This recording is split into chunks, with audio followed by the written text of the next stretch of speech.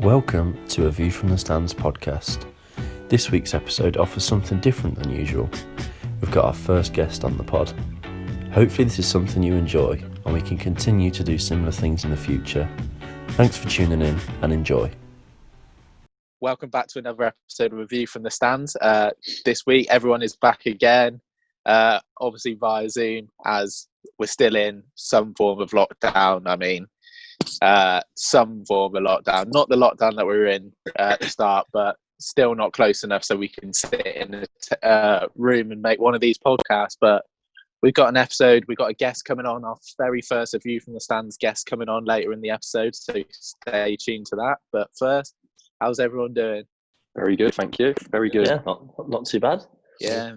Weird, crazy week again. I mean, we say that at the start of every week, don't we? It gets weirder and weirder. Things just seem to getting crazy. But at least we're getting closer to the football, you know? Yeah, exactly. What about Madeleine McCann? Oh, out of nowhere. The thing is, in any other week, that's the main story. I know, Yeah, and he's just like, bypassed. It doesn't even make the podium. It's No, mad. honestly, He's it's definitely- crazy, isn't it? He's definitely done it, hasn't he? Probably. The guy. I can't say Right. definitely. I don't know him. Well, I don't know. I don't think I'd want to know him, to be honest. But, No, he was in prison already, so Yeah. a bit dodgy. I don't know. I think that whole thing's dodgy, isn't it, really? Yeah, 13 million I mean- on a 13 million on a 3-year-old. It's one of these things, even if you get the proper answers for it, you're never going to truly, I don't think anyone's ever going to truly know how it went down, to be honest. No. no. It's the No. thing. It's a bit. It's definitely a cover-up job, I 16 reckon. years ago. Fuck, 2000 we're not a conspiracy theory podcast here. You joined the wrong podcast. Allegedly, possibly, maybe. We don't want the McCann suing us. Should we call So- it the McCann episode? We're getting Last clipped week up was- on their next documentary. Last week we were a WWE podcast. This week, it's Yeah. just a Well, conspiracy theory podcast. Direction. We do. We can just, we take this podcast where it goes. I mean, we've got different interests here. Some of us like Madeleine McCann. Some of us like WWE. Anyway, It goes everywhere. But mainly we talk about football. So within the football world, we're getting ever closer to it returning. And, well, I mean, it's probably going to be anticlimactic, isn't it? We're looking at it thinking, oh, this football. But how good's it going to be when it comes back? That's the big question. And I think the first thing to talk about is the fact there's going to be friendlies going on in the next few weeks. So what's everyone's thoughts like? Just a sense it's coming closer? Does anyone see that they're not going to have official referees in Yeah. friendlies? See, yeah, I saw your article actually, Tom. I wasn't just trying to. Yeah, I wasn't just trying to. That wasn't a. Nice little segue that into wasn't a your plug, site. but, that was.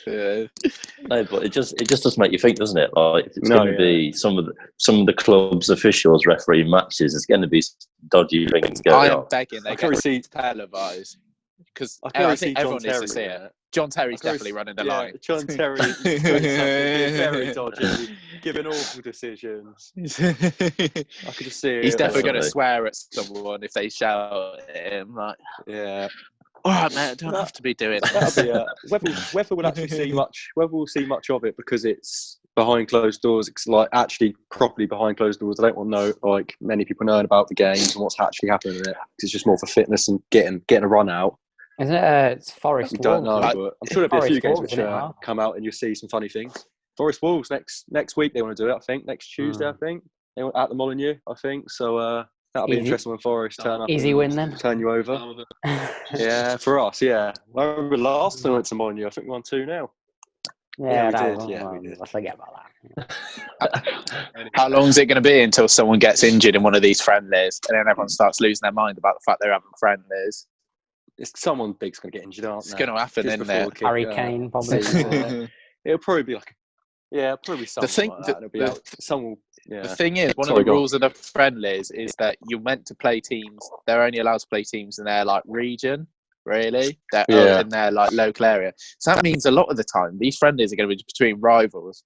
I mean, if you have a chance to kick up one of your rivals in a friendly, ain't you? I mean, someone's going to do that, aren't they? I take it like League One clubs aren't getting involved or League Two clubs because they're not fit at all and not back No. training. So I was going to say, I hope Villa get Warsaw. no, Yeah. it's going to be it'll literally be like Prem and Championship clubs, won't it? And I believe that you'll probably get the meltdown from fan groups when someone like a Liverpool or a United lose to someone in the Championship, and everyone's jumping on Twitter being like, not completely negating the fact it's a friendly, and they've probably played about 40 players during the course of like the hour. That's the thing. Oh, they're going down. That's it. Liverpool have bottled the league once they lose like 1-0 to Bolton or something like that. It's gonna be pretty crazy. But no, it'll be good to see some. We probably won't see much of it, but a bit of a run out for the players. There'll be some interesting scores as you expect from those sort of things. But I think there'll be interesting scores in the actual season as well when teams come back. Like you'll see, like I don't know, lower league, like relegation battlers. We'll call Aston Villa. They'll be getting points at Chelsea or whatever, and be getting results. I think it'll be interesting. Are you confident of staying up? Huh? What's that, mate? Oh, Tom. Are you confident of staying up? No. You I shouldn't think be. you could, but I don't know. Well, why you I see, think you All could. right, Connor. We've got a game in hand, haven't we? And if we win that, we're out the bottom three, and then that might just be the confidence boost we Sheffield need and United, though. kick on. Yeah, that's a big game. That. Yeah, but That the first thing is, one's the Sheffield huge. United, they're a club that were playing on high confidence, momentum, and with this break, that could have changed. That could change Sheffield United completely. Just don't know, do you?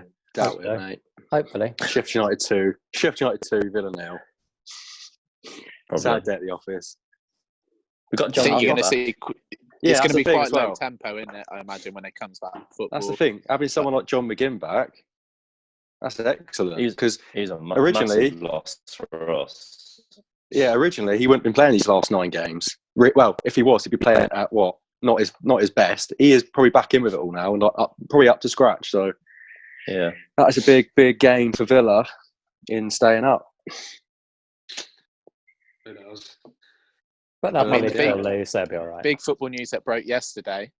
Sorry, I was going to go into the big football news that broke yesterday, obviously, is the fact that Timo Werner, who'd been linked long time to Liverpool, seems to now be seemingly making the switch to Chelsea. So I think we'll go to Alex first on that. Where do you stand on that? Disappointed or just not bothered? I'm very disappointed because we didn't buy anyone last year, and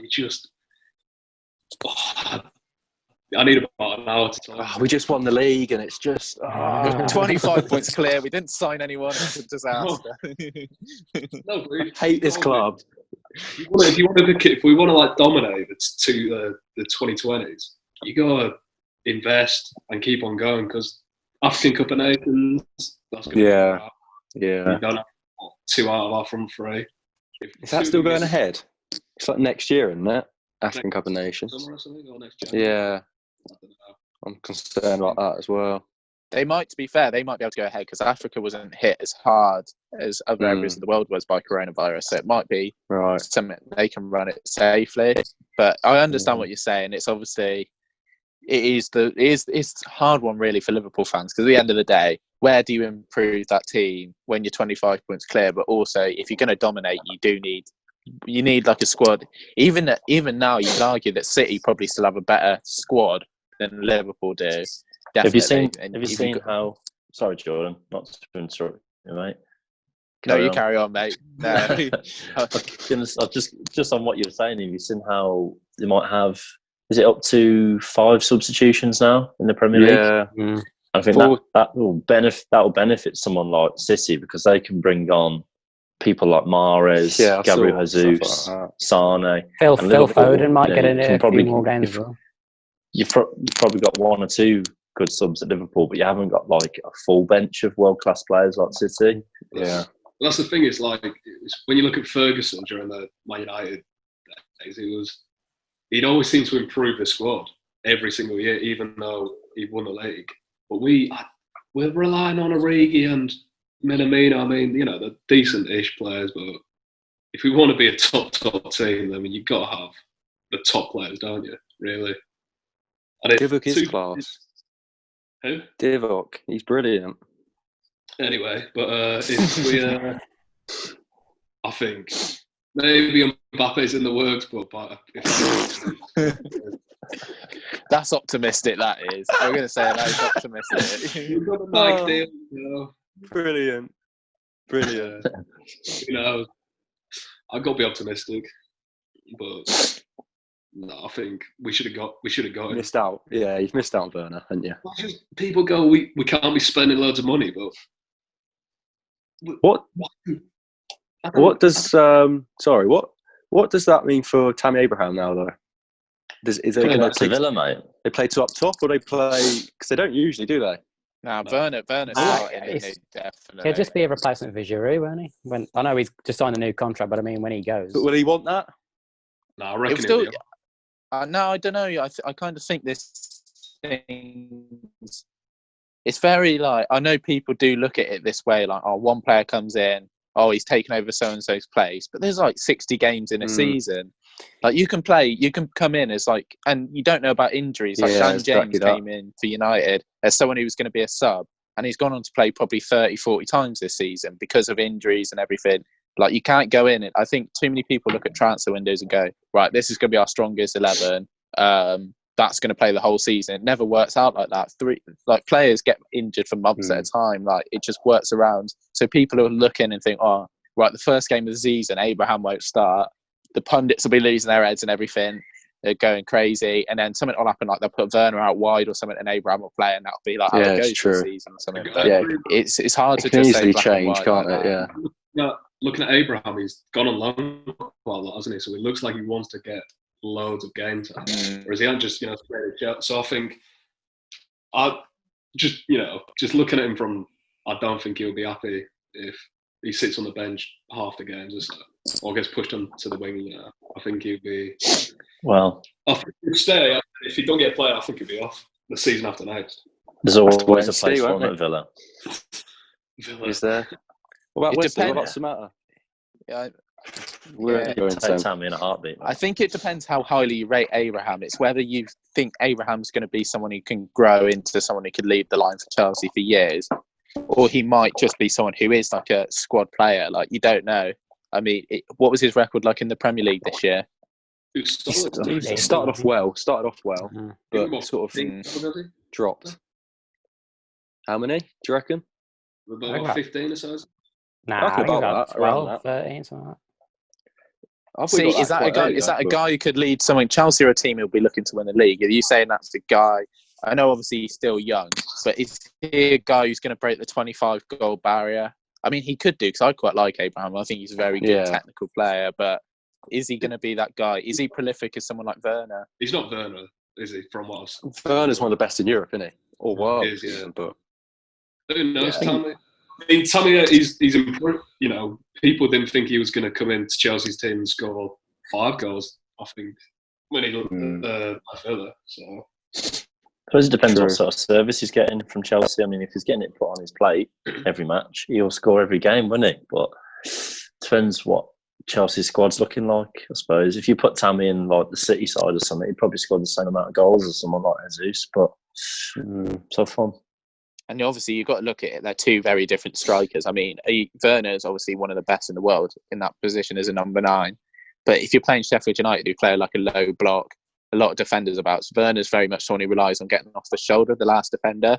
So is that going to be a game where you'd want Abraham, where you're thinking, right, they're not actually going to get in behind. So I think there's going to be different games for each player. So, I mean, if they sign him, they've got Ziyech as well already. So I quite like it when clubs do business early. I think there'll be a team, especially if they manage to keep hold of Jorginho, who I actually quite rate, Kante again. But they'll probably keep hold of most players in it. They've got Ziyech as well coming in, haven't they? Oh, yeah. God, yeah. He's class as well. They're going to have some team, aren't they? They always do, don't they, Chelsea? They always go on like rotation and have an unreal team like one season, probably go win the league. The next season, just be, and then, they roll on that type of thing, but they don't mind it. Because if you look at Chelsea, even if they have these off seasons, they pick up so many trophies. Like it's like that. They're winning trophies on average probably once every 2 seasons, really. Yeah, which is take it compared to someone like Arsenal. You take it, don't you? At the end of the day, and look at teams like Spurs. It's easier said than done to do that on like a regular basis, and Chelsea seem to manage to do that even with turnover of managers and players. So that's the thing though of Chelsea. They usually have a season and a great season. The next season they're rubbish again. It's weird how they do that. Like that season, I think it was under Conte, or was it under someone else? Might have been Mourinho that time. But they went when Hazard scored against Tottenham to make it 2-2 and Leicester won the league. That season, Hazard was dreadful somehow. But the season before, he was excellent. Like, it's weird how much they can check. It's like it was the same set of players, but they just literally were nowhere near it. Do you think as well, I've just thought of this, do you think the Werner signing, trying to link it to something else, could have things on whether City are going to get their ban upheld? Because if you're thinking about it, Chelsea are 3 points ahead of United. So it's not guaranteed now that they're going to get Champions League. Werner's had a lot of attraction from other teams. Is he going to join? It's almost like he's almost sure that Chelsea are going to get that Champions League for them to go approach him and like agree that move. So does that have implication that they might have heard something about City? So you don't know about that yet, because obviously that has a big implication on it, because they could be top 5 getting in the Champions League. Yeah, because apparently Werner's preference was to go to Liverpool, wasn't it? He was more interested in the idea of going to Liverpool, but it must be something that's got him interested. Probably money, but I think they were paying him 200 odd grand a week, and we're not going to pay you that. I completely forgot about that City ban thing as well. That felt like 2 seasons ago. That was a long time ago. We were talking about that not long before coronavirus as well. No. One of our last episodes, I reckon. Yeah. Talking about City. That seems like ages ago now. Werner's going to be like Morata, I reckon. No. Higuain. Werner is gravy. Plays off the shoulder, starts off well, sort of just fade away. Werner is gravy. He's got pace, got everything, mate. You name it, he's got it. Got pace. He's got everything. Yeah, we'll wait and see. What else has been going on in the football world this week then? The women's football's been sorted out, hasn't it? Yeah. Yes. So I think there's obviously a lot of the other leagues now, that obviously women's football included, have now sort of come to a conclusion. I'm guessing it's something to do with the FA not wanting too many leagues on, trying to limit the amount of football that gets played. Yeah, I expect probably something to do with that. And I mean, especially if it's much harder to do the lower leagues with not as much money, etc., etc. Where are we going to like play it, get everyone there, make sure it's all safe? It's just so many like different things they got to take into consideration for it to go ahead. So it's easy just to get the bigger leagues, the leagues people actually like properly want to see, and it's going to be broadcasted for it then to go ahead and keep as many people as possible happy, really. Yeah, agreed. Also, I suppose you can touch on a bit, because obviously this week's been a big week for the Black Lives Matter movement, and we've seen that sort of cross over into football as well. Sancho, what's the guy up top for Mönchengladbach? What's his name? Is it Thuram? Thuram? Yeah, something like that. Thuram, yeah, and I think you'll obviously continue when the Premier League returns. You'll continue to see tributes being made to obviously George Floyd. And with like Birmingham sort of situation, Torren Mings went to the march, didn't he, yesterday? That was out. And he put it on his Twitter and that. So where do we stand with that then? Obviously, I've seen a bit of criticism directed towards Tyrone Mings, saying he was one of those who didn't want football being resumed, and obviously went to the protest. What do we sort of think about his decision to do that? It's tough, isn't it? Because with all coronavirus, obviously there is a really good chance that he could have picked something up and then he could take it back to Villa training, and then that jeopardises like so many people's lives. But at the same time, you have to respect him for standing up for what he believes in, and you know, it's really hard. Yeah. It's really hard. Sometimes it is bigger than a pandemic. Well, how can you get bigger than a pandemic? But it is bigger than a pandemic to that extent. So he's standing up for what he believes in and what he wants to like put things right. And so I understand where he's coming from. I do understand where he's coming from. I heard that they were thinking about finding people who do protests and stuff and like messages, but obviously you saw Jadon Sancho, he didn't get fined, which I thought was I think it's the right decision, because as you said, it's not, he's not doing it as a bad thing, he's doing it to get his point across. I don't think those should be deemed as a bad thing, so I think that's right. There'd been an outrage if he got fined. Yeah, that's what I mean. Yeah, that message. He did get booked, didn't he? But the referee really didn't want to do it. You could tell. I think they're all stupid anyway. When you take your top off, I don't get it, to be honest. But we spoke about it's your favourite part of it, isn't it? You love when the Thomas Shorey does it. I remember you saying. You do. Gets the buzz off of it. Just remember you saying it, Connell. But yeah, there was no arrests as well at the Birmingham March either, which is good. Yeah, apparently it was good. It was very, very peaceful, which is obviously good and nice to hear that was done in such a large way, and obviously people getting involved. Yeah. Also, sorry, can we just one more thing? Can I pick up on different subject now? You ever see Curtis Jones' sister? Oh yeah, I've seen Curtis Jones' sister. You have There's a video. She's about 30 years old, and she's got, apparently it is Curtis Jones' sister, by the way. I'm pretty sure it is. They're pretty certain. And isn't it something? I don't know how true this is. Someone said something about it being Raheem Sterling. Yeah, I heard about that as well. Sterling's That's one too of good his to be true. ex-partners. Yeah. What about? Was this those people in the field? The girls. The girls. So let's not even get going. Let's not. Can we not, please? I don't know. I'll end up being. We'll be here for about 40 minutes. I'll be ranting like an old man. Basically, what's going on? Curtis Jones' sister is 29, apparently, and apparently she punched some younger girl. I think it was over balloons or something like that, over NOS. Yeah, it was something ridiculous. Anyway, did you just say the word 30 years old and balloons in the same sentence? Move on, please. Alex, search it on Twitter, mate. Or anyone search it on Twitter, you'll find the video straight away. It's brilliant. It's not brilliant, it's awful, but it's like so bad how she can do that and be Scousers, sorry. Anyway. Yeah. I'm just gonna get the name of. We haven't done it in a while. Our person of the week, and of the week. Well, certainly not Curtis Jones' sister. No, certainly not. But this week, can we give a shout out to Kieran Dreams? That's his name on social media. I don't know his actual name. I don't know if you guys have seen this. A young autistic lad who'd been bullied in a viral video. Yeah, disgraceful thing. But if everyone wants to go give his, like I said, Kieran_Dreams is his social media on Instagram. And he's just, obviously, he's got autism and everything, but he just really wants it. He's a massive football fan. His Instagram's just full of him doing drills out in the field. He really wants to push and play football. Like, that's his dream. So it was obviously a horrible thing to happen to him, but he's so happy. Obviously, he's got messages from Declan Rice, Jesse Lingard, Marcus Rashford. So, I mean, it's quite, in the end, it turned into obviously a positive thing, but what was a negative situation? Again, disgraceful and horrible.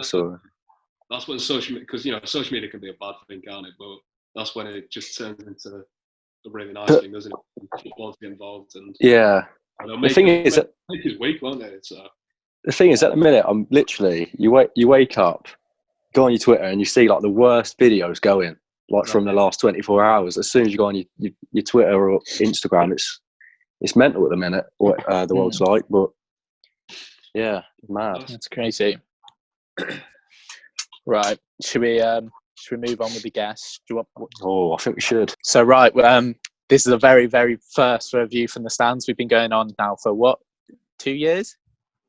Maybe just less than that, I think. Just maybe less than 2 years. But this is our very, very first guest. He's someone I know quite well, but that's because he's my brother.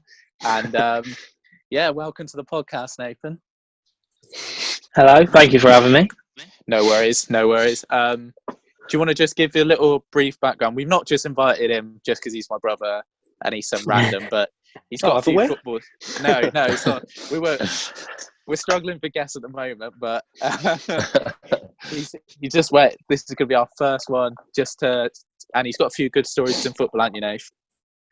Yeah, well, hope so anyway. No, basically, I done a youth sort of career with Swindon Town Football Club, which took me all the way through to youth team level, and then went on, unfortunately, not to get a pro contract with Swindon Town, but I've done stuff in non-league football as well, so sort of dipped up and down the leagues in non-league football. So Jordan's invited me on today to sort of discuss it and talk about it. Yeah, do you want to first go? So, how many years were you what age did you start playing football just generally, and how your pathway into youth academy football came? So, I think earliest I can think of was probably about 6 or 7. Started playing football. At the time, there was no team in our local town. We live in quite a small town anyway, which had an age group for myself to play in. So, I played a year up, which obviously I think, in hindsight, looking back on it, it's probably helped me develop a lot earlier than other people, because I was always playing such a, decent level from such a young age, because I was always playing against kids which were a lot bigger, stronger than me. So sort of played through youth career with sort of local team, then played for another village side, and eventually went on to play county football and get picked up by Swindon Town at about 10 years old, signed there, and didn't leave until I was 18. So playing for Swindon, just go through sort of some of the things you did well and sort of some of the teams you played against while doing that and playing. Whilst at Swindon, I was lucky enough to go on a few tours with them. So done the very big Milk Cup tour with them at one point, which is, for anyone who knows sort of professional football, it's a very big tournament based in Northern Ireland. Teams from all around the world go. We're talking teams from Man United to the Northern Ireland national team, and then you get teams such as Boca Juniors out there. You get a few Spanish teams, Chinese, Russian. So it's a huge, huge youth international football tournament. It's been going for years now. Some of the best players that's ever played in the Premier League, World Cups and everything like that have actually played at this tournament. So it's a huge, huge tournament to go to. So I've played in that. Been to South Korea as well. So I've done a 10-day tour out in South Korea, which was strange, but an amazing experience anyway, because it was huge. It was a FIFA put on tournament, so we had everything from flag bearers before games, professional travel, 5-star hotels, and to do that sort of 10, 11 years old is something different. I've done Holland a few times. Holland's brilliant anyway, so anyone who sort of plays decent level in Europe anyway has probably always heard of the traditional Holland tours anyway. So we've done a few there. I've been there, I think, 3 times now. Played the likes of Feyenoord out there and a few of the local sides, big sides out there. And then as well as doing short trips to, say, Scotland, where I've played Celtic, Hibs, and on the way back down playing teams like Blackburn Rovers. So that's sort of the tour side of things whilst I was at Swindon. But I've played some of the biggest academies in the country: Man United, Chelsea, Arsenal, City, Liverpool, Wolves, and then some of the best sort of championship sides as well, such as Reading, Nottingham Forest, Derby. So I've done all the done all the sort of big ones in this country as well. So I've been lucky enough to sort of play those teams. In, I'm now 22 years old, so I've been in the same age bracket as your Trent Alexander-Arnold at Liverpool. So many moons ago, I wouldn't have known who he was at the time. I would have played against him when playing against Liverpool. Would have played against Marcus Rashford at Man United, and players like that. So I've been lucky enough to play against some of the best players that the country's got now. Really, that is mental to think about that. But do you remember any players now that are now playing professional football that actually, you remember in that game that you played against them? Do you remember how good they were? Rashford, different class. I bet. Cut above the rest. Quick, always been quick. Thought I was quick. Got taught a very quick lesson that I obviously wasn't. To be honest, one of the ones that really do stick out for me personally would be Raheem Sterling's cousin. Right. What's his pretty sure it was name? I couldn't remember for life. I have heard of him though before. I think is it QPR? He was at as well. Was he QPR? Yeah, QPR. So I played against him when he was at QPR, and very quickly, as a defender anyway. So I played fullback throughout the academy at Swindon. They sort of developed in my later years to play 5 at the back, so I had to play wing back. So through my later years of the academy, I was playing on the wing to sort of learn that side of the game before being able to progress into a wing back. And playing against somebody, well, you look at Raheem Sterling anyway, everyone knows how quick he is. Yeah. His cousin was a handful as well. He was just quick, pacey, powerful. Didn't have much skill, but he didn't need it because all he done was what Raheem Sterling does, kick the ball and run. And it was, ridiculously good football. That one thing, isn't it? The one thing that pace kills all the time. Yeah, it's crazy. I think when I've been lucky enough, obviously, to travel around the world playing football and stuff like that, it's so weird to actually see how different cultures is completely different in football. I played against South Korea's national team when I was out in South Korea on a tournament, and you looked at them and they were tiny, and you just thought, all we got to do now is, I think we got taught a footballing lesson that you walked out and you thought, so this will be easy. This is a load of kids who's a lot smaller than us. We'll just knock the ball around them, and they play 1-2 touch football. Probably some of the best footballers I've ever played against, like youth-wise. Literally, I think we were about 3 or 4-0 down within about 20 minutes. They were just different class off the scale. But you look at that, and then you look at some of the academies in this country, some of the sort of championship, lower Premier League sides. You have 1 or 2 good players. As a whole, academy football's brilliant anyway. It's technically very good. Physically, you don't really get a lot of challenge in that. But when you go and play against the bigger academies, you quickly see how a budget affects how good the kids are at that age, because they're just ridiculous, because they're playing together, they're living together from such an early young age that they are just a cut above the rest when you play against the top academies. How would you describe your game as like a player? Are you more of a like up and down the pitch, or like a technical player? Or used to be up and down the pitch, not so much anymore. I think going through academy football, again, because it's not very physical, you don't really get that, challenge of big, strong lads. You do get big, strong lads in the game, but I think you're taught more technically. I think the game was more technical there. But when you sort of have to adapt coming out of academy professional club sort of football, I think you have to adapt your game again, and that's when it turns more physical, and you don't necessarily be as technically good. You have to be a little bit quicker maybe to start running against players that are sort of late 20s, early 30s who just want to kick the youngsters playing, really. I think that's how your game sort of adapts in that. And I've always said it, I think the best thing that can happen for any kid in the academy at 17, 18 years old, they need to go and spend 2 months at non-league football. Because it's a harsh reality that you don't get taught in an academy. Like I said, it's so technical. You're not allowed to tackle hard and all that kind of thing. You're looked after by the referees and the officials and coaches and everything like that. You just do not learn that rough side of the game until you go out and experience it after an academy. And by then it's too late. You're sort of in that non-league football train that some are very lucky to get out of, and others just sort of stay in it, which is what I've ended up doing, really. So have you seen a difference from when you first started then? Because I've said before that I used to work at Wolves Academy, and as you said about the big teams like Chelsea and Man City, you quickly realise how good they actually are. Like the coaches are drilling their teams to base them on them.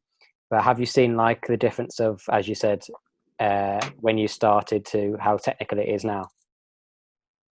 Yeah, massively. I think because they've got the budgets, they can be in longer hours and all that kind of stuff. I think for me personally, when I first went to Swindon Town at a young age, we were probably one of the worst academy sides at my age. We were getting beat heavily most weeks. I think my first game I ever played for them was Bournemouth away. I think we got beat about 14-15-0. And I was kind of looking around saying, is this what this level's all about? It was just crazy. You travel 2 hours down in the car, whatever, to Bournemouth, and then you get beat 14-15 there, and you get back in the change rooms after, and some of them were happy with that. They were like, oh no, it's fine, we didn't go over 20. And you're like, going on here sort of thing. But the difference is from then training sort of once or twice a week to then, you go up in stages throughout the academy, you get older, you start training 3-4 times, day release, and then eventually to going full time, the difference is just absolutely ridiculous. And now the technology that they've got, obviously kids are getting their games filmed. They're having strength and conditioning coaches. There's more physios available. There's nutrition plans. The game's just evolved massively, and it's there's a very fine line now where I think you go back 10 years ago, you probably would manage to get yourself a pro if you've had 1 or 2 good games for a season and you're a bit bigger than the rest. You probably would get accepted into the game, but now size definitely doesn't matter, and it's your technical ability throughout the academy which will get you into a first team now. Were you at Swindon Town at the same time as Di Canio? Yeah, when I was in the academy, Di Canio was there. Yeah, he was a bit of a character. Did he have much to say to the younger teams, or was he much of an influence at anything? It was kept completely separate. It was when Di Canio was round, it was very much first team. And then there was this weird part. I remember seeing a lot of fringe players that wasn't in the limelight as much, would be sort of a bunch on their own. And then you'd have 18s. 18s were very, very separate from the rest of the academy. And then it was, like I said, the rest of the academy was together, and you didn't see him, you didn't hear from him, would never be at games, would never take an interest. Yeah, he was a character. We knew just as much as what everyone else knew. Stories posted. I know there was one article that was posted about apparently he banned laughter on the training ground. I probably wouldn't have put it past him, to be honest. Jesus. I can remember, I think I was about 13 or 14 when he was there. I turned up to a training ground. So we live an hour away from Swindon, 45 minutes to an hour away. Obviously, for traffic and stuff, my mum and dad used to leave quite early to get me up there on time. Never liked to be late. Me and my dad got up there one evening, and the first team and the academy used to train at the same facility. You never hear of first teams training late in the evening, afternoon, because obviously we had to train after school, and it was about 5-ish. So we went over to where I normally train, and the first team was there, and my dad was like, "Oh, look, the first team are training." So we sort of just sat down. I was waiting for my coaches to come, and he stopped the training session and sent one of the coaches over to tell us to go because he thought we were spies. So it's how distant well the before club was. Bielsa. So that's how distant the first team were from the academy at the time. Blimey, he didn't want anyone around it then. No one around it. Didn't matter who you are. Obviously, I was dressed full in kit, ready to train. Yeah, that's mad. A lot of the time, you was giving kit that wasn't even sold, sort of in the shop and stuff, because it was just sort of made for the club. He wouldn't have none of it. Sort of, see you later. I'll carry on once you've gone, sort of thing. So, in terms of education, like how much did they push education when you were in the academy? Like, did they make sure it was as important as the footballing side of things, or were they like more? Because obviously it's a bit hard to balance both. But yeah, I think for future terms, I think definitely sort of up to under 16s level, it's very much make sure your education's there. There was a lot of, it was sort of coming in as I was coming out of the sort of 16s phase that they wanted to do a lot of day release things. My head teacher was very much, I wasn't allowed to go. She wanted me, headmistress, should I say, she wanted me at school all the time, where I was always up with my schoolwork and everything. So the club sort of helped me get off here and there. I didn't do a lot of day release, but I've done a little bit.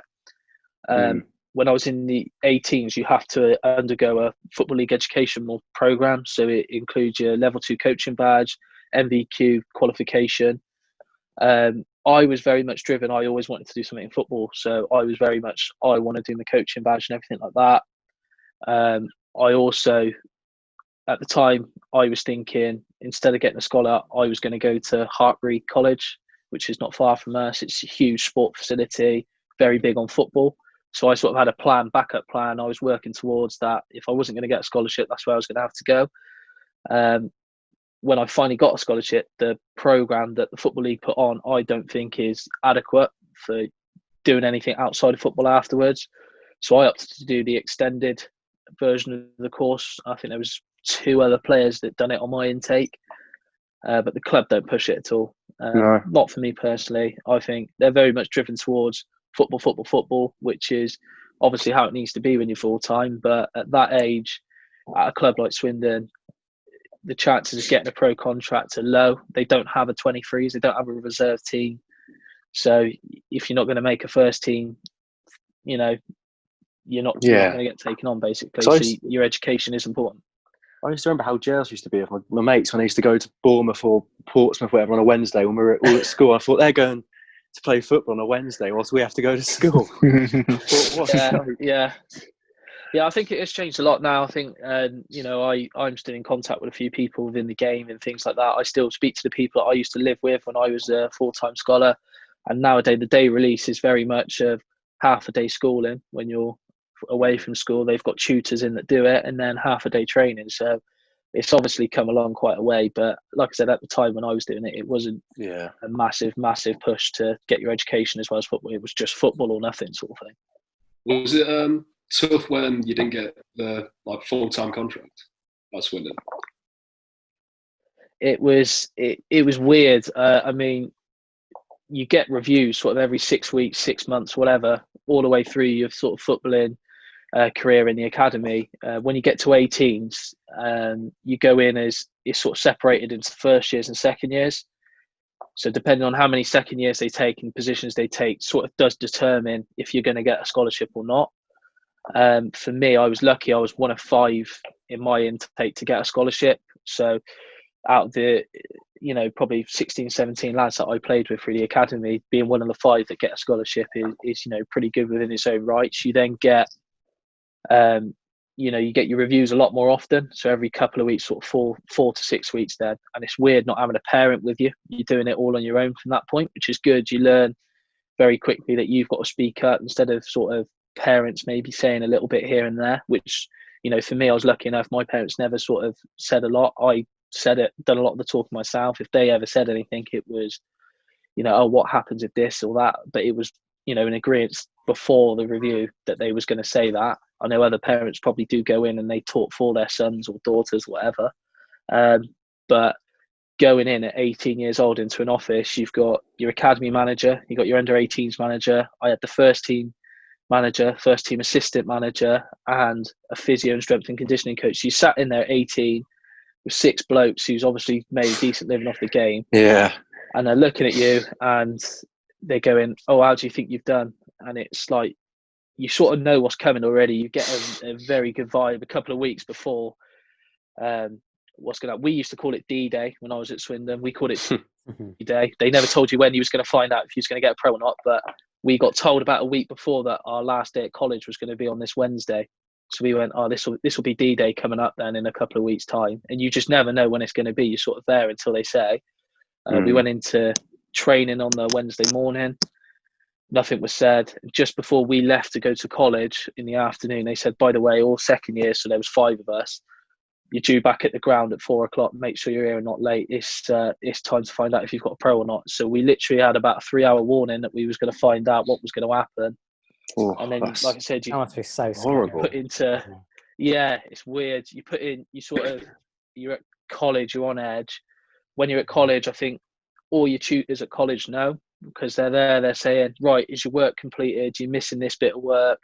I need you to complete it. I need you to promise that you're going to bring this in by this date and all this kind of stuff. So you knew straight away that he was going to get pros, because they wasn't worried about talking to 2 of the lads, but 3 of us were pretty much getting hounded for work and stuff. So you thought, right, this is it. I know I'm going now. You sort of go down to the club all together. You've been together since sort of 10, 11 years old. And then all of a sudden, there's just 5 of you left in a room, and one by one, you're getting told, yeah, you're going to make it as footballer, or no, you're not. Yeah. It's just a surreal experience. That is mad, isn't it? How it comes down to that final decision. Another day, you have a different coaching staff, a coaching team who will like you as a player compared to the other people that got the actual pro contract.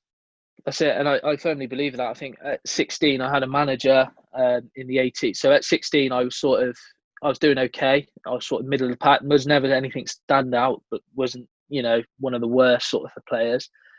Sort of the last 6 months of being an under 16, there was 3 lads, that had been offered a scholarship, and the rest of us were sort of like, well, we don't think they're going to take any more players on. For me, living away from Swindon would have meant I would have had to go into digs, which cost the club money anyway. So I never thought I was going to get taken on either. I thought there might be one, if anyone was taken on, it would be local lads, so they didn't have to spend all the money. So for 6 months, I sort of had I don't really care what happens attitude. I've just got to play well and hopefully someone will pick me up sort of attitude. And I think the under-18s manager at the time must have thought, do you know what? He's obviously watched a few games of me. He's decent. And at the age of 15, with no word of warning, I'd never played for the under-18s. All of a sudden, I was told on Tuesday night, you're going to have half a day off of school. You're in the squad for the FA Youth Cup against Leighton Orient. So being on the bench for an FA Youth Cup game at 15 years old was crazy. Yeah, and then you kind of think to yourself, well, I must not be doing too bad. And then, unfortunately, I didn't get on that night. And I've never been a big player. I've always been quite small. So I thought to myself, that's a brilliant experience. I'll never do anything else in football. I've already done the South Korea tours, all that kind of stuff. I'm happy with that. And then my mum and dad got the phone call on the Friday afternoon after that Tuesday night saying, by the way, Nathan's not with the 16s tomorrow because we used to play on Saturday mornings. He's going to be with the 18s this weekend at home to Cheltenham Town, which is a bit of a local derby, obviously. Never thought again. Thought I'd just be on the bench, just a bit of experience again. With half an hour to go, the boys, I think they were 2 or 3-0 down. The manager turned around and went, go on then, show me what you can do, and shoved me on. And it just went from there, really. I started playing with the 18s most weeks then. I was going Plymouth away, Bournemouth away with the 18s. And it was, all of a sudden, I thought, you know what, something might come of this. And obviously, I got that scholarship. And like I said, I was buzzing to go back, got on really well with the 18s manager. And 2 weeks before I was due to start my scholarship, he got sacked and they brought another manager in. And I didn't play for the first 3 months of my scholarship. So it is one of those. It's opinions based massively. Really is, yeah, really Maybe if he had stayed in, I might have gone a little bit further. But you just don't know, do you, really, at the end of the day? It is just such a crazy game, isn't it? Is it one of them obviously, well? Sorry, Connor, you go. I'll say, is it one of them as well? For the boys who didn't quite make it, is it like you feel bad for them, but you know you've got to now show why they have picked you over them? And do you like still stay in contact with them, or is it because you're so focused you have to stay focused on what you have to do? I think in a way you sort of think I'm going to have to prove that, you know, I've got this over such and such because for a reason. In terms of staying in touch, to be honest with you, I don't speak to any of the lads really. Who I even done the scholarship with now. It seems crazy that you spend all that time with people and you don't speak to them, but it's as much as it's a team game, it's so sort of cutthroat. You've got to stand up for yourself. You're on your own. It doesn't matter how friendly you are with the next person. At the end of the day, if they're better than you, you're not going to get a place in the team. And you know, one of the best things a manager ever told me was, "You're only here until we find something better." And it's so true.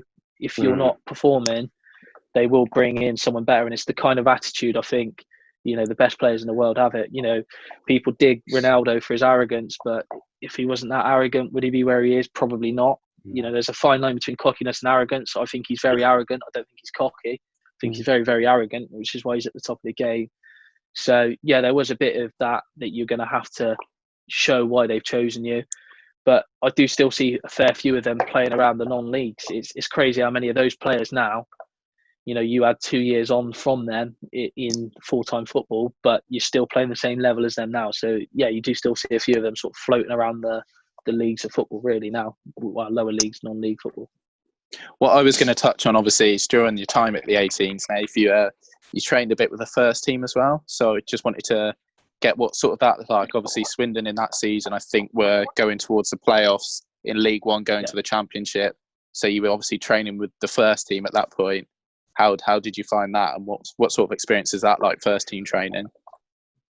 I think, yeah, obviously we were lucky enough. Being at Swindon, not having the budgets to have a 23s reserve team did mean that if the team was training for a big game or whatever to make up the numbers, the under 18s had to step up and be that team. So I can remember, I think it was 3 games before the playoffs actually started. I think it was in about the 2014 season. We had to, as under 18s, we had to be Preston North End and do everything Preston North End done in training. So the first team knew how to play against Preston North End before the playoffs. We had to be Sheffield United before the playoffs. So yeah, it was a good experience, you know, to play against some of, probably some of the best players that Swindon's ever had, such as Nathan Burney. He's gone on to do some decent things in football. Obviously, play at Wigan, Wolves as well. He got this big money move to Wolves from Swindon. Ben Gladwin, another one. He was a brilliant pro. Wes Fodringham, I know he's just got released from Rangers, but he obviously went to Rangers from Swindon. At the time, they had Massimo Luongo. He's now at QPR. He was decent, wasn't he? Yeah, he played for Australia in the World Cup in that season. So it was kind of like, you was very quickly going from the technical side of football to learning what League One football was all about by training with some of them players. And did they have Jack Stevens as well? Yeah, Jack Stevens, brilliant bloke. Yeah, he always spoke to the younger lads as well. Was never arrogant, never turned his nose up. Not like Paolo Di Canio. Not like Di Canio at all. I think the first team, when I was there, to be honest, I was lucky enough to have a decent first team that didn't care if there was youngsters about. They treated you just the same as everyone else. There was a reason why they was near the top of the league and nearly went up that season, just because in training it didn't matter who you were.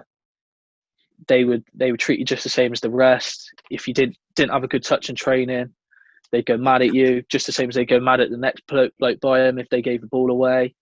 If you'd done something really good in training, they'd be very quick to get in your back and say, that's brilliant, make sure you keep doing it. And they were very happy to keep trying to develop you as a player. So, I was lucky enough to train with them a fair bit to learn what it was all about, really. Who was the manager that season? Mark Cooper. Oh, okay. Was the gaffer that season. He's now at Forest Green, obviously. So right, yeah. I know it's strange. First team football. The manager doesn't take a lot of the sessions. No, yeah. They do more of the technical stuff at the back end, to be honest with you. You get coaches, and it was even to the point where fitness coaches do all the warm up, even little ball drills to start with. So it shows how far the game's come, because I'm pretty sure when I first started out, you probably would have had the manager pretty much do it all. So nowadays, a manager sort of selects the team and does the sort of latter stages of training, the most important bits, the technical bits, which is the bits you probably learn most from as a youngster. Do you know what I mean? Like being a right back, pretending to be God knows who for Sheffield United or whatever, and all of a sudden you have Nathan Byrne, who's the best player in League One, running at you, chopping the ball at you left, right and centre. You kind of... And he takes it around you easy, and all of a sudden you've got the first team manager having a go, say, make it harder for him. You're sort of looking around saying, how can I make this any harder for a bloke that's the best player in the league? Do you know what I mean? So, good experience, nonetheless, really. Definitely, yeah. What I was going to say, obviously touching on management as well, is something else you got to do, obviously, after you were at Swindon, was go down to the coaching day in Wales, and sort of like, you obviously got to meet some good people at that, like Thierry Henry and stuff. And just talk us through that day and like whose sessions you took part in and how you found them as managers and coaches. So the PFA and the Football League try to help players that have been in the game get back into the game. So when you're released at 18s level, whatever, they try and put you back into schemes, put you on transfer lists, training days and things such as that. So the FA down in Wales, they do a fast track on all their coaching courses. So any of the big coaches in this country is just coming through. They all go to Wales to get their badges quicker because they present them quicker, allow them to move up the levels quicker than what they do in the English FA. So I had a email come through from the Welsh FA, which is one of those you're ready to chuck in sort of your junk. You think, oh, it's a load of rubbish. And then you sort of read it and it's like you've been selected at random as a bunch of training players to be on the pro license coaching courses. So basically what we had to do is we had to go down and we had to be part of the session for these managers, coaches, whatever, to sort of, get their badges, whatever, to present it. So not thinking anything of it, I sort of wrote back and was like, you're going to get a bit more information come through. There's going to be, they say, 600 to 700 coaches there from all levels. But you're predominantly, you're going to be involved in the main sessions on the Saturday morning and early afternoon. You're going to be helping achieve the pro license and A license for a couple of coaches. Nearer the time, we'll let you know who it is. Again, you think nothing of it, and then all of a sudden you get a list of names come through. I had Tim Sherwood, Thierry Henry, an American coach, a coach who now does England under-17s and is technical coach at England, set up now in the FA. So you're thinking, you sort of look down that list straight away and you see Thierry Henry, don't you? And you think, you see Tim Sherwood. Brilliant. I'm going to be. I knew of Tim Sherwood anyway. Yeah, was he at Swindon? Was he? Sherwood, he was. I don't know how it worked really. Okay. He was sort of around. He was sporting director, Yeah, I think. Okay, something like that. So we should be talking about Tim Tim Sherwood. You probably never saw him anyway, to be honest. So. We saw bits of him, so sort of knew of him, and he used to have sort of a right-hand man with him. He was down at this training day, so sort of when I walked into him, there was 2 lads who got released from Swindon at the same time as me. He was there as well. So we were sort of buzzing because we've seen each other. We didn't even know each other were going. We sort of rocked up, and in the change rooms, you look across and you see people you know, and you're like, "Oh, that's crazy! I didn't realise you was coming." And obviously, all these coaches were walking around, and in the car park, you've seen all these nice cars. So you're trying to guess, "Oh, that must be such and such, such and such." So you're kept in this holding room, and then you're taken out. So we trained on the first team pitch that the Welsh FA train on. So the one that you see all the pictures with Bale and all that lot on. Yeah. We trained on that pitch. We got out. We had like a little brief, little warm up, and then Tim Sherwood come out anyway. He obviously spotted me and the 2 Swindon lads, so he sort of used people in his session to do all the practice drills with before he opened it up to the group. So that was quite good. And then obviously Henri starts walking out, and as soon as you see Henri come out, everyone sort of gets up and they're like buzzing. They're trying to do something special. Yeah. And then you look into the stand where they've got all these other coaches, and there was people like Mick McCarthy in there, Arteta was in there, Lundberg, Sol Campbell. So yeah, it was a brilliant experience. It was really good. Wow. Yeah, it was really good. Different. How did you rate like the session then from like Tim Sherwood and Thierry Henry? Obviously, Thierry Henry, someone who's struggled in coaching. Could you see that potentially? Yeah, massively. I think, I don't want to put him down. He's not a manager. You have this assumption he's been one of the best players, sort of of our time and everything. You think, oh, he's going to be ace. He's going to have some tricks up his sleeve. Technically, when he shows a drill off and he's saying what he wants, he can show it. He's ridiculous. Like he was doing this session where you could only pass forward. You wasn't allowed to pass backwards. And for me, it was just a really false situation. So like the centre midfielder was receiving the ball, and if he couldn't pass it backwards, he was trying to keep the ball to impress. So he was trying to like play it wide or whatever. And Henri kept stopping the session. He was like, no, I want you to play forward. You have to play forward. It was very much out of the training manual. It was very like, he was like a robot really. He was like, you have to do this. And the kid just couldn't seem to get it. So Henri said to him, you stand to the side. We play. As soon as I play the ball into the keeper, I'm you, and we play live off that. And I remember the keeper sort of rolling this ball out to Henri, and Henri stopped it again. He said, no, you do this at pace. This is how I always done it. He goes, Seaman was the best at this. Just throw the ball at me as hard as you can. Throw the ball at me. So this kid's gone, all right. So they said play, and this defender's obviously wanting to win the ball and smash Henri. And as soon as this ball comes to Henri, this defender goes to smash him. Henri flicks it up on the swivel and volleys from about 30 yards into the stands. Turns around to everyone and goes, "That's what I mean. That's what I want." And you're just like, easier said than done, Thierry. Easier said than done. You can't coach, but you can still play. So unbelievable. Yeah, no, it's weird. But you go into a Sherwood session, and technically, he's a brilliant coach. You can see why he's obviously coached at, the likes of Tottenham and that, and I think he's had a few roles sort of at other clubs that people probably don't know about, doing a bit of coaching. But yeah, he was decent. But yeah, for me, Henri wasn't a good coach, but heck of a player. Does anyone else have any roundup questions? No. I think you've got stumped, are we? So are you still playing football now? Yeah, just sort of in between work now. I mean, work's pretty much taken over my weekends and stuff like that now. So I have to put time off if I want to play on a weekend. I'm lucky enough in the league that I play, it's decent level, floodlit and things like that. And we're in the preliminary rounds of the FA Cup, FA Vars and all that kind of stuff. So you do get a fair few midweekers, which is decent. So I can sort of get down on a Tuesday night and play under the lights and stuff. So it's not what I want, but it's not the end of the world sort of thing. It's still a good level. A few years ago, I was playing against teams like Hereford, the Phoenix Club of Hereford United, Hereford FC. They were sort of down on the same level as me. So, still not bad. Still a decent level. You still get good players down there. So, yeah. Do you still have kind of plans to go back up to a higher level, or are you kind of just happy with it? It's kind of, it's kind of now. It's the way of like, work all the time now. So sort of happy with just working and playing here and there. Really, I would love to play all the time, and potentially one day maybe get into coaching. I think that might be the way forward to go into coaching. Really, I think that'd be the way. If I ever went back into the game at a decent level, it would be as a coach now. Well, cheers, that Nath. Thank you. You've been a very good guest for the first. For the first, it's a great start. Yeah, it was a very good start actually. Some good stuff in there, some good little stories. So obviously, if you're watching this and you want to see us have any of ideas for any guests, we're going to try to get some more people on over the next however long, and hopefully we can get some more good stories told. So thank you for Nathan. If you're watching this, remember to like, subscribe to our YouTube channel, listen to us on Spotify, and follow us on all the social medias, because it really helps get this video and share this to as many people as possible. But it was good, and obviously keep checking in with us, and if you've got any questions, topics or anything, just let us know. So cheers for that, lads. Cheers. Thank you. No worries. Cheers again, Nathan. Cheers, mate. Cheers. That concludes this week's episode. Thank you to Nathan for being our first guest.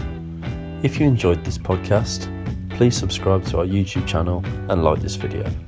You can also listen to our episodes on Spotify and keep up to date with us lads on our socials. Thank you for listening.